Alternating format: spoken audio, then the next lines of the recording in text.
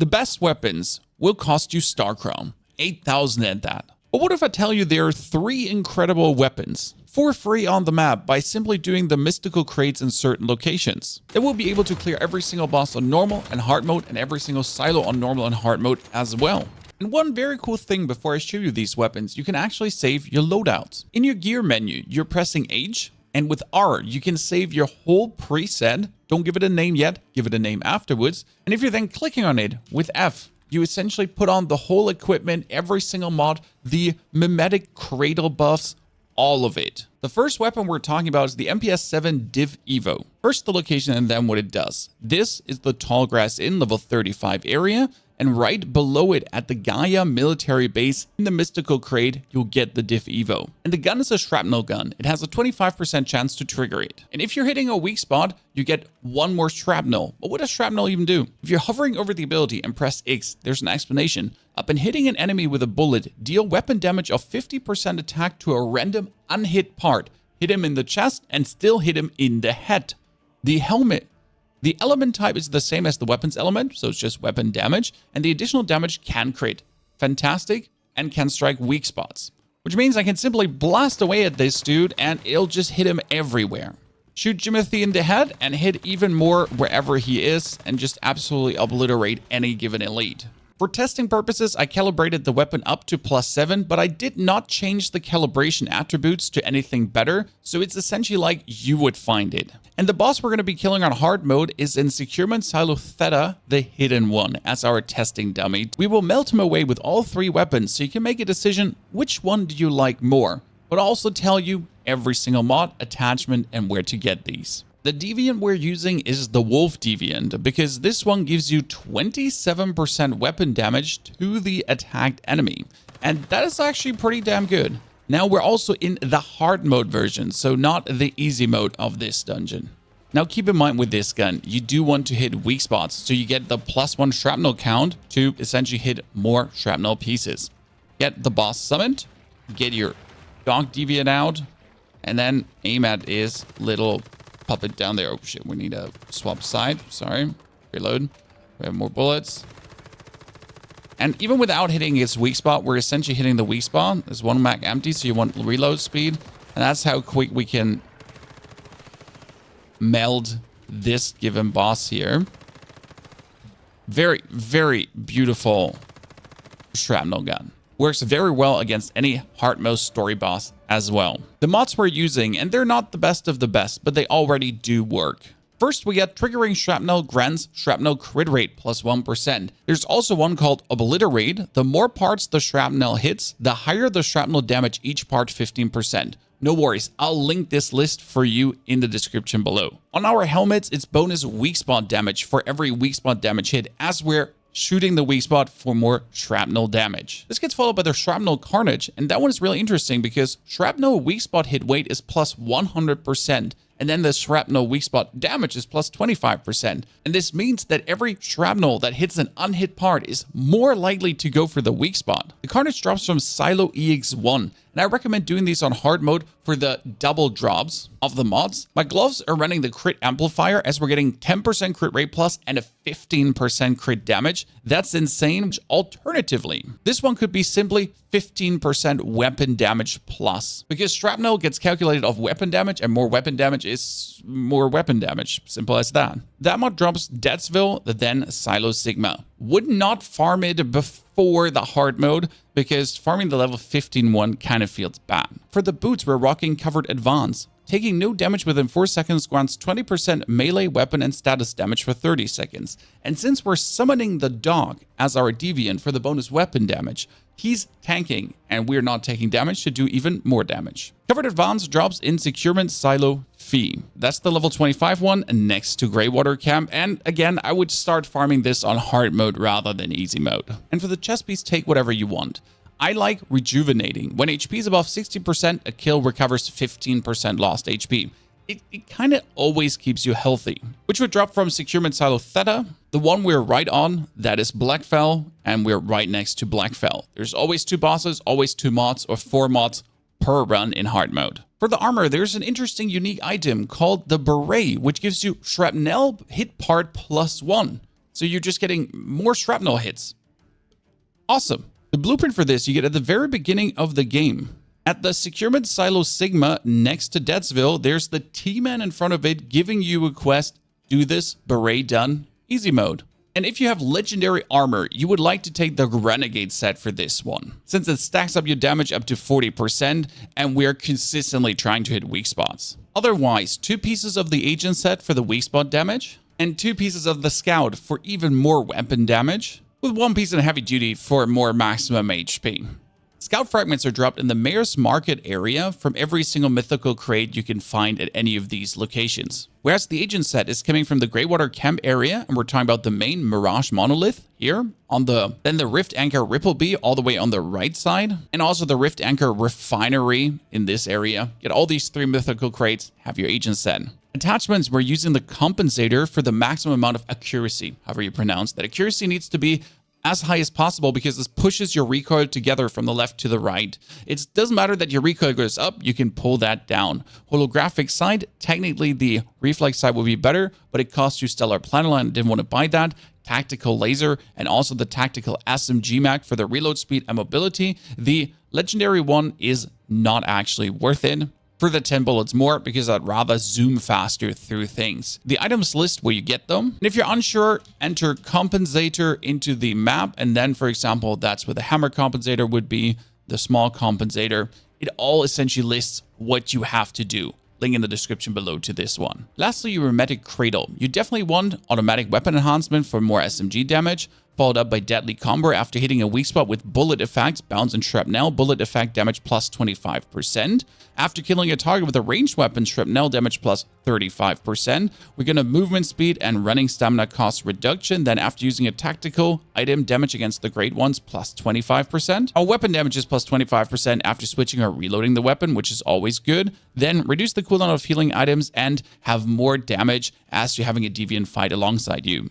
The next set is going to be Power Surge. And for this, I press H to go into my presets, select the Power Surge, and equip the gear. And in this case, we're talking about the Soccer Outsider, which is a 35% chance to trigger Power Surge when hitting an enemy, and crit chance would increase the chance for Power Surge by another 30%. And Power Surge deals status damage of 50% psi intensity once, and then inflicts the Power Surge status on the opponent, so it hits you less lightly. It's the Shock Element type, so you get status damage and shock damage, elemental damage.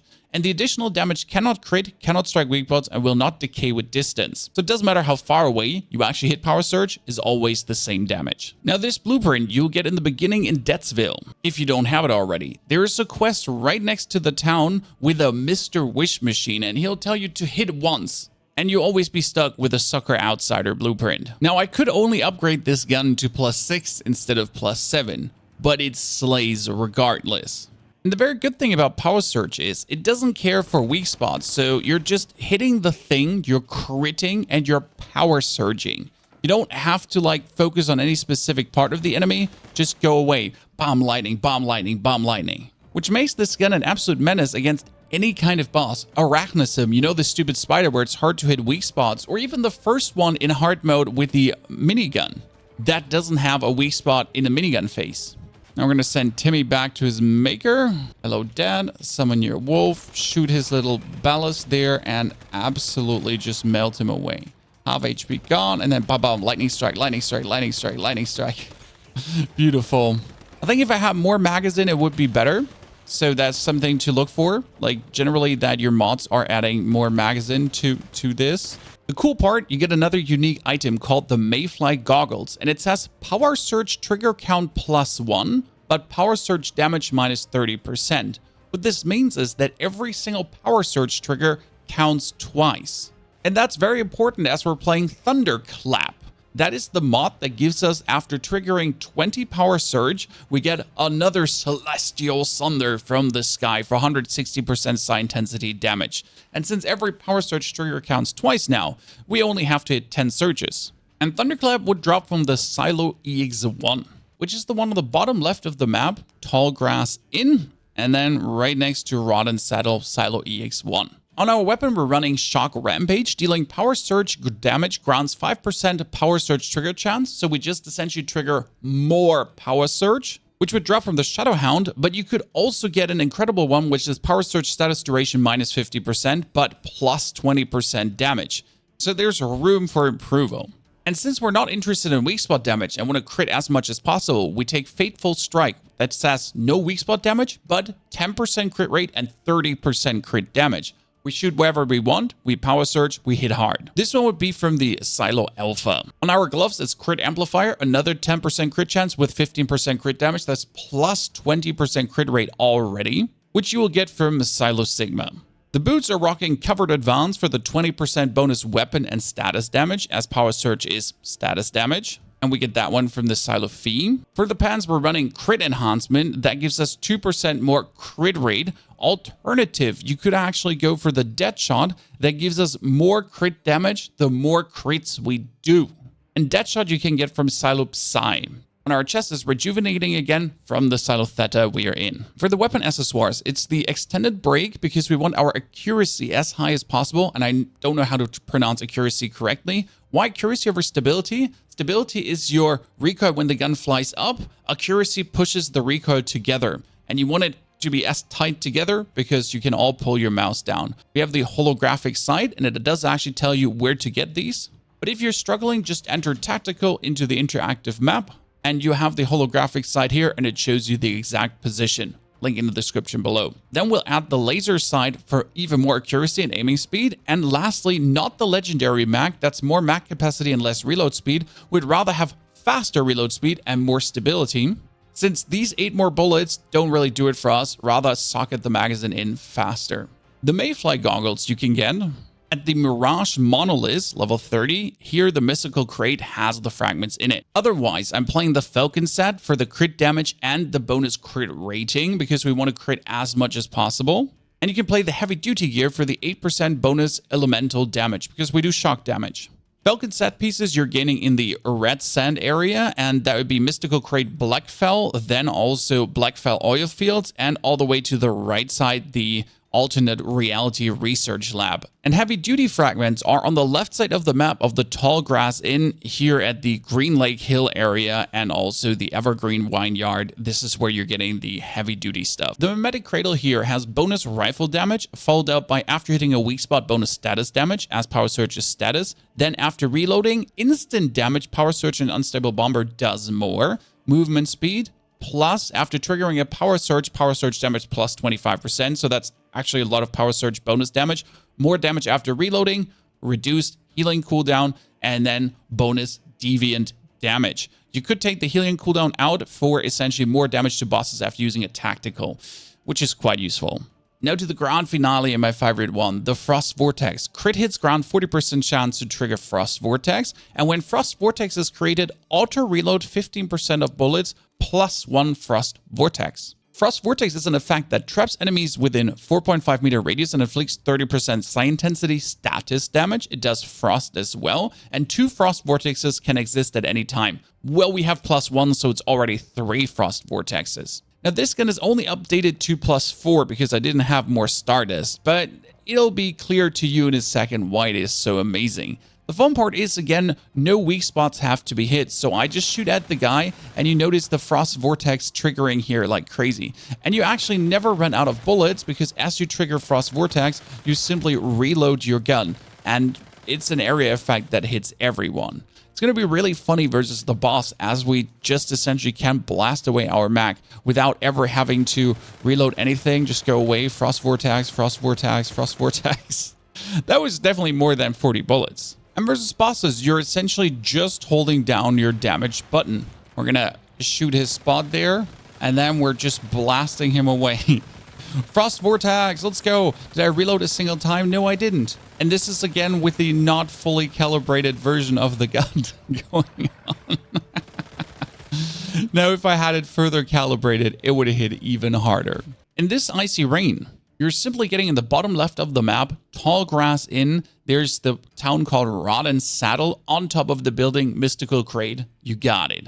And for this one, we have to be pushing crit super far up. And we're also using a mod called Cryoblast, which gives us Frost Vortex applies Frostbite. When Frostbite is active, vulnerability plus 4% and movement speed minus 10. Making you more vulnerable, more damage. Cryoblast can be acquired by killing the Shadowhound. And then all our other mods on the helmet, crit 10%, crit damage 30%. Fateful Strikes was from Silo Alpha. On the mask, we're having 12% status damage for more frost damage. Yes, it's a blue one, but honestly, I didn't have anything better going on. On the gloves, it's the crit amplifier for the 10% crit rate and 15% crit damage, which was from Silo Sigma. And on the boots, we're playing the stat crit enhancement for the 2% and the 12% bonus crit damage, but we need as many crits as possible so we get all the frost vortexes. Pants are rocking Deadshot again for that stacking crit damage to crit more and crit more and crit more, which you get from clearing Silo Psi. And on the chest, Rejuvenating for healing when killing enemies above 60% health, which is from the Silo Theta. Now, as the set pieces, there's an interesting chest, and we're again using the Falcon set, which was from the Red Sand Strongholds, Blackfell area, these three together. And then we're adding 2 heavy-duty pieces for the bonus frost damage percentage, which you get from the left side area next to the Tall Grass Inn, these 3 strongholds next to the Shadowhound. And lastly, there's a unique chest piece, the Frost Tactical Vest. Frost Vortex generates ice spikes that deal frost damage of 100% psi intensity. And that one you get in Red Sand's Mystical Crate Teleportation Tower next to the Blackfell area in 73 Source Extraction Point. Now add a small compensator with the holographic side, the Tactical Combine Grip, which gives us a huge amount of aiming speed, stability. Again, we want the accuracy and the stability high on this one, or it's going to wiggle over the place. Now we're currently running the Tactical SMG Mag for the mobility and the reload speed, but the reload speed we don't need because we don't actually reload as we don't run out.